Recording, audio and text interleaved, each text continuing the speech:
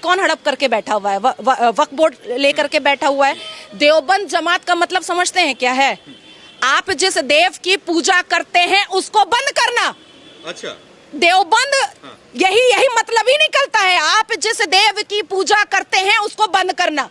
इस्लाम की 4 स्ट्रैटेजी है, जो बात नेहरू जी भी जानते थे, गांधी जी भी जानते थे, इंदिरा गांधी जी भी जानती थी। अल तकैया, दाई, जिहाद, जजिया। अब बोलिए अल तकैया क्या है? अल तकैया हिंदू मुस्लिम भाई भाई, आपका खून लाल मेरा खून लाल, हम दोनों संविधान को मानेंगे जब हम टुकड़े टुकड़े गैंग रहते हैं। जब इस्लाम के मानने वाले थोड़े थोड़े होते हैं तब। उसके बाद फिर आ जाता है दाई। अब आपने मेरे ऊपर बिलीव कर लिया अल तकैया में कि ये तो मेरे संविधान को भी मान रही है, मेरी मिट्टी को भी मान रही है, हम दोनों का खून लाल भी बोल रही है। उसके बाद आता है इस्लाम की दावत।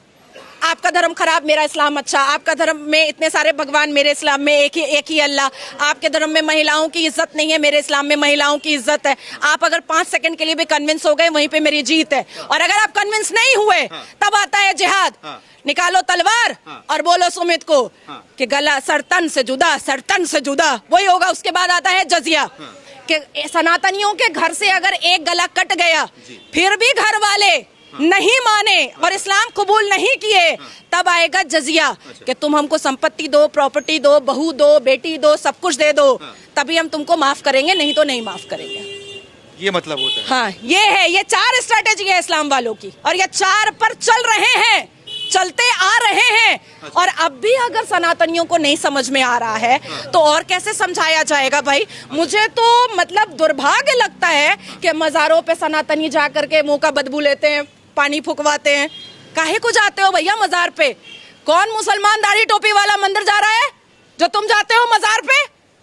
और हमारे अल कुरान ने तो मजार परस्ती मना किया है, गुनाह कहा है। सनातनियों को अपने जोश को दोबारा लाना पड़ेगा, अपने सिविलाइजेशन को मानना पड़ेगा। नेहरू और गांधी और इंदिरा गांधी ने आपसे जो गुरुकुल छीना है, उस गुरुकुल कल्चर को दोबारा लाना पड़ेगा। लग रहा है आ जाएगा। हाँ, गुरुकुल कल्चर एकदम आ चुका है। विजन, फोकस, सब कुछ क्लियर है। जो कोई भी भारत की मिट्टी और भारत की धरती पर रह करके शरिया लॉ मनवाना चाहेगा, उसको वाघा बॉर्डर भी दिखाया जाएगा, बड़े आराम से दिखाया जाएगा। और एक बात अंत में कह दे रही हूँ,